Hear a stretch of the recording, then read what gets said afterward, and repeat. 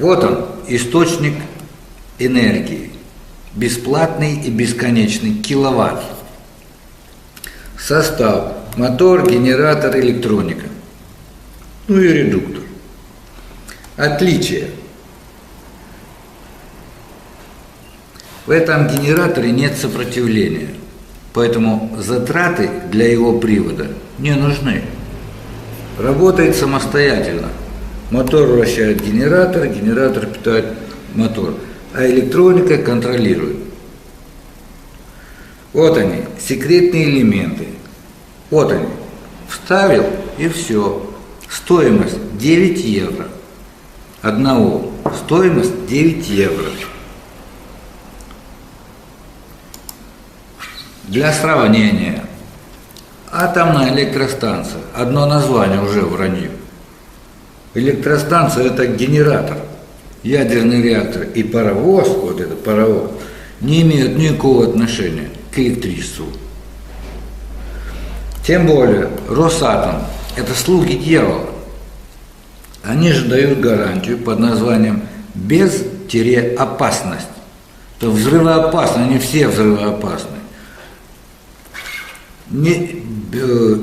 Это можно даже взорвать без землетрясения, без наводнения, а просто зайдет сюда проверяющий на законных основаниях с прибором, только этот прибор возьмет и спалит электронику, контролирующую электронику.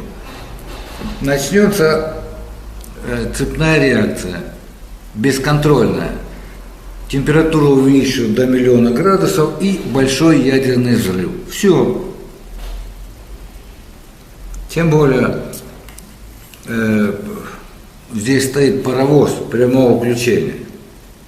Паровоз — это пар. Это все равно, что я паром должен дуть на магнитное поле, потому что прямое включение. Вот оно, прямое включение. Это какой силы надо пар, чтобы повернуть ротор генератора, а?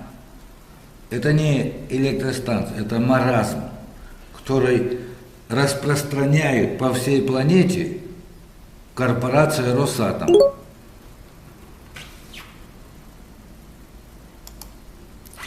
Вот. Причем область применения. Стандарт банки. Это стандарт резервной валюты. Любой. Потому что это валюта. Себестоимость 0 означает стандарт или эталон валюты. Печатай денег сколько хочешь. И продавай, но в 3 раза дешевле. Все, нищих нет. Первая цель организации решена. Нищих нет.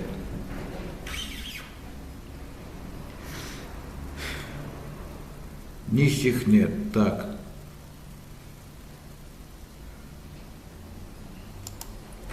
Элементарный пример. Автомобиля, поезда, корабля и самолета. И самолеты. Поставил на самолет, летай сколько хочешь. Поставил на пароход, плавай сколько хочешь. До бесконечности. Подводная лодка, погрузился и не всплывай, пока хлеб не кончится.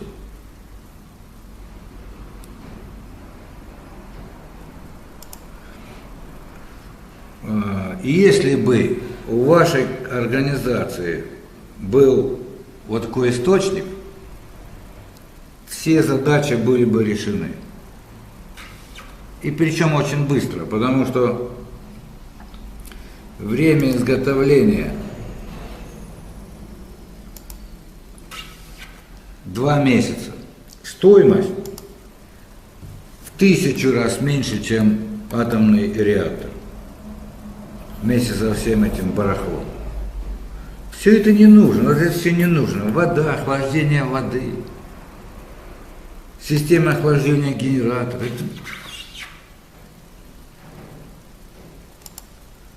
Вот такую вещь поставьте у себя в офисе, и еще лучше процент за реализацию информации. В космос летать нельзя. И тем более в ближайшие 15 лет, чтобы уже дырки вот эти восстановились. Значит, время восстановления защитной оболочки 15 лет. Минимум. А лучше совсем не летать. Вот пример, как летает этот космический корабль. Вот пролетел, да? Он прожег сразу все защитные оболочки. Вот никто же не думает об этом. Все защитные оболочки дырявые.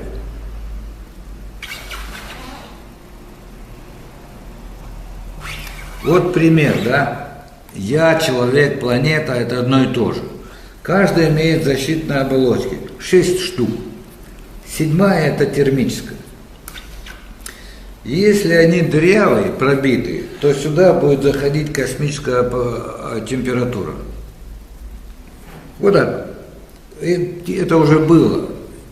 Это уже было, когда птицы, стая птиц ударилась в стекло и умерла. Вся стая полностью. В Италии и в Соединенных Штатах. Это значит, что через эфир прошла космическая температура, абсолютный ноль по Кельвину. Но может пройти и другая температура, натуральная, космическая, которая составляет 500 градусов. Вот так. И кранты всем. При такой температуре смерть за одно мгновение. Вся биология превращается в стекло и разбивается в пыль. Поэтому летать в космос нельзя. А вот этот план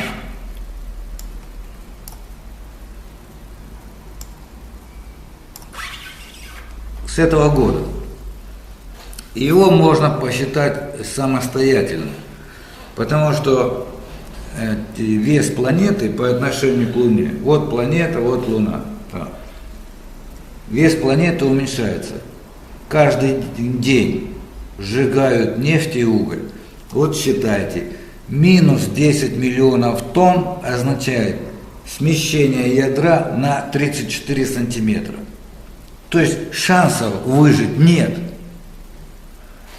Если не сделать электрическую цивилизацию, иначе планета Фукусима. Кстати, по количеству ядерных реакторов на планете и удару астероидов в 2060 году 0 людей. Возврат к динозаврам. Людей не будет, будут одни динозавры. Вот теперь запоминайте, Европа, август месяц, на самолетах летать нельзя, иначе будут катастрофы. Октябрь-ноябрь, землетрясения, Турция, Греция, Италия, Соединенные Штаты тоже. Они могут еще и раньше, они летом могут начаться. 19-й год, февраль, Соединенные Штаты Америки, цунами накроет, будет ядерный взрыв. Все, капут. Там же еще и Япония, но она только начнет входить под воду. В 2020 году Париж, Лондон под водой, ядерный взрыв. И Санкт-Петербург тоже. 21 год, Китай накроет цунами.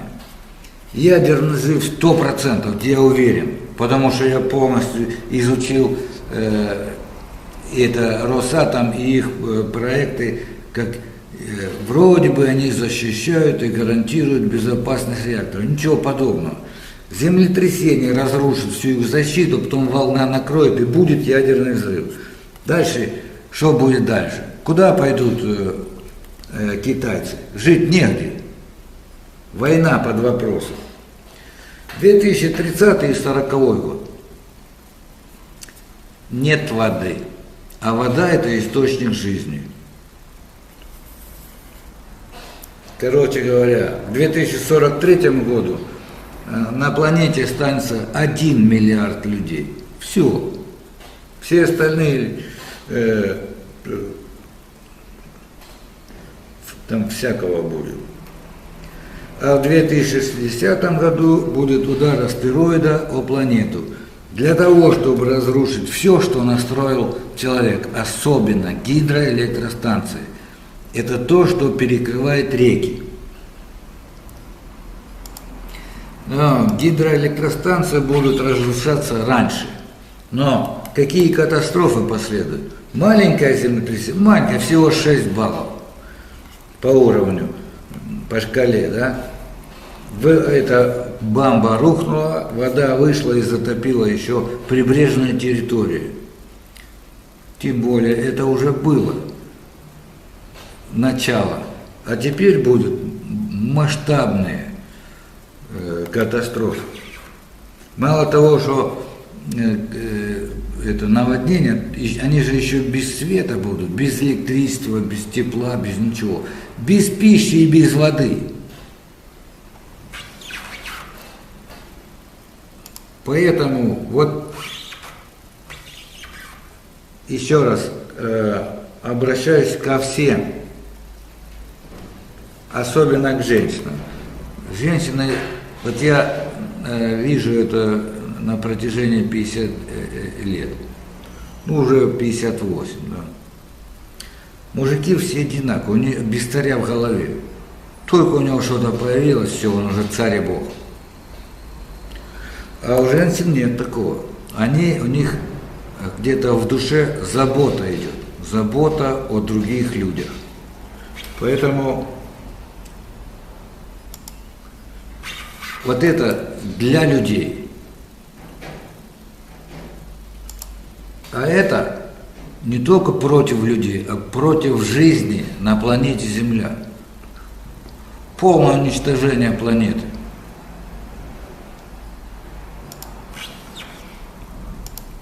Вывод. Вот все-таки вот такие организации, я думаю, что нужны, чтобы можно было выйти на вот такое количество генераторов. Для всего. Для инфраструктуры, для метро, для троллейбусов, для автобусов, для сельскохозяйственных комбайнов. Почему я так грозно настроен? Потому что смерть приближается. И не когда-нибудь там через 100 лет, вот уже она идет. В этом году осенью.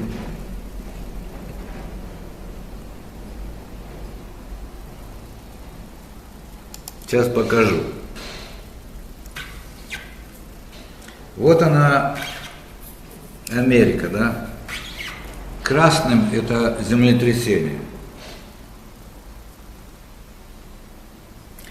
Или там я могу привести малый пример специально для Катерины или Катарина Белова, представитель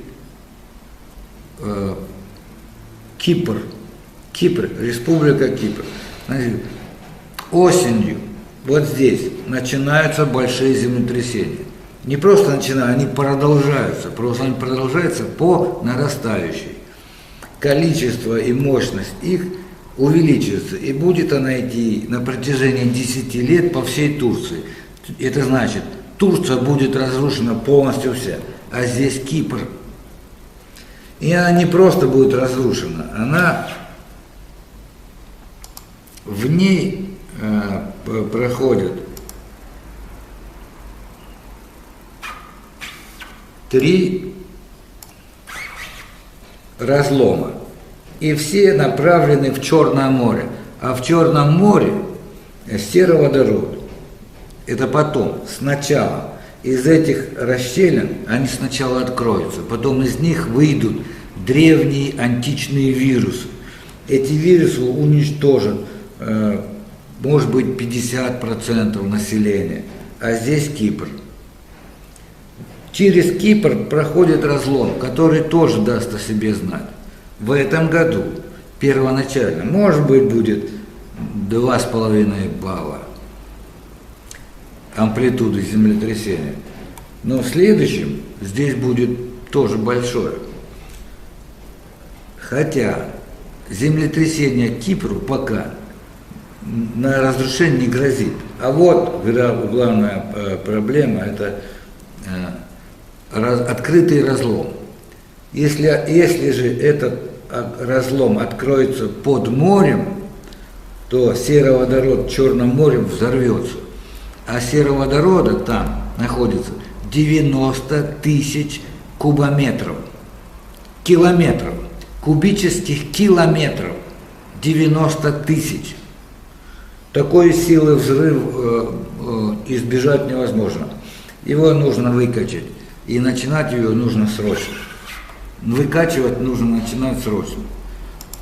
И это ж не трудно, да? Установил на корабль, 2 станции установил, на одной корабль плавает, а вторая выкачивает сероводород. И второй проект. Электростанция в составе мотор, генератор и вес больше ничего. Стоимость киловатт, километр, бетонометр, литр. Абсолют зеро. И это я к тому, что Турцию спасать не надо, она все равно будет уничтожена. Сначала будет уничтожена Америка, Соединенные Штаты, вот они. Здесь в центре будет пропасть. И вместе с этой пропастью будет 2 особо мощных землетрясения. Может быть 12 баллов. 2, потому что Земля дышит. Сначала будет на вдохе, а потом на выдохе. И оба мощные. После этого пройдет 2 цунами. Это что, о чем я пытаюсь сказать? Ядерные реакторы, а здесь их 104. 104 ядерных реактора.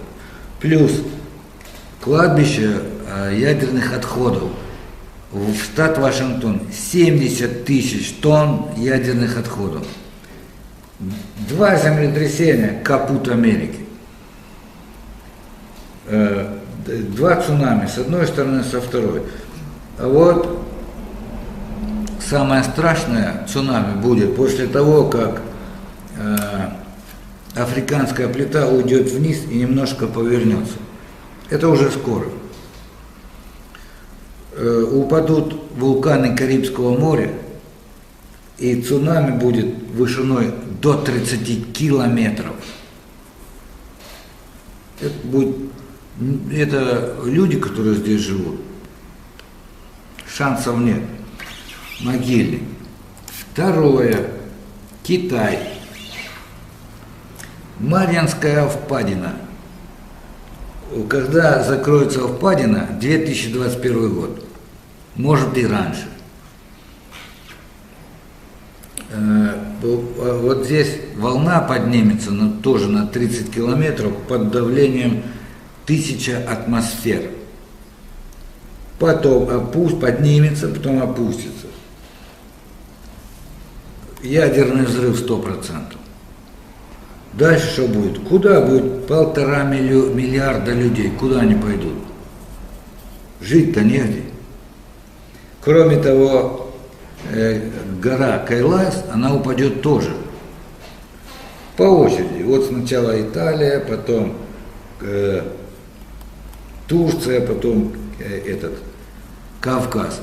Кавказ превратится в сырьевой поток, особенно Грузия. Да. Сырьевой поток, грязевой такой поток накроет всю Грузию. Останется только юг, а юг упадет в море, потому что будут землетрясения. Так что никаких шансов нет.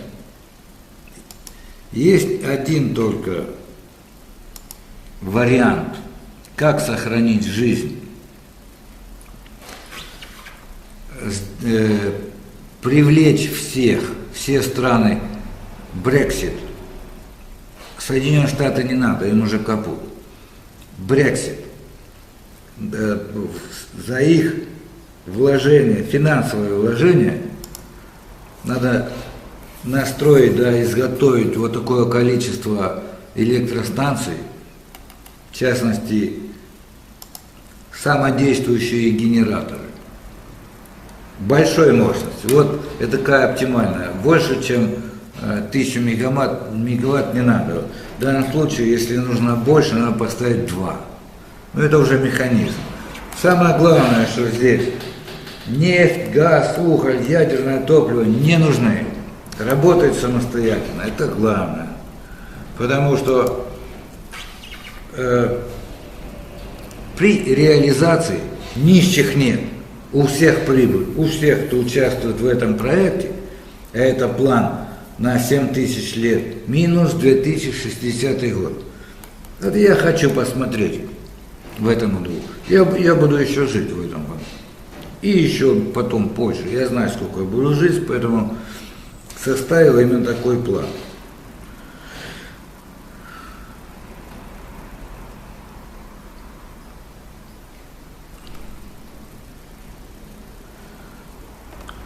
Пауза, да?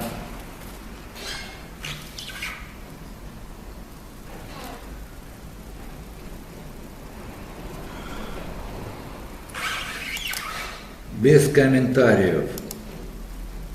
Вот они, ядерные реакторы, которые расположены на планете Земля.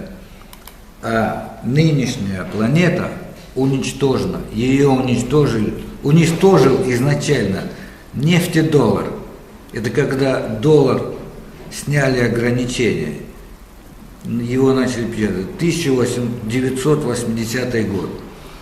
Эти заводы по переработке нефти начали множиться как вирусы. И вместе с ними множится источник для их работы.